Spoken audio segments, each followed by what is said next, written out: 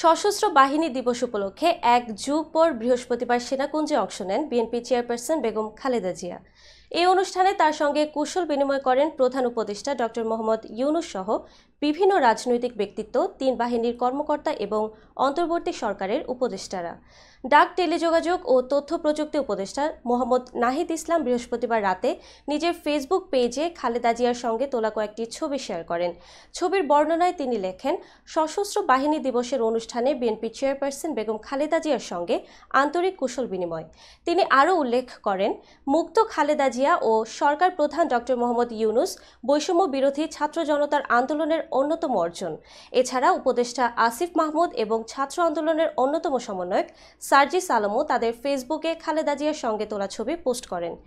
আসিফ ক্যাপশনে লেখেন, আপনাকে এই সুযোগ করে দিতে পেরে আমরা গর্বিত। অন্যদিকে সার্জিস লেখেন, আপনার আপোষহীন মনোভাব আমাদের অনুপ্রেরণা হয়ে থাকবে। অনুষ্ঠানে উপস্থিত ডক্টর মোহাম্মদ ইউনূস বলেন, খালেদা জিয়াকে আনতে পেরে আমরা গর্বিত।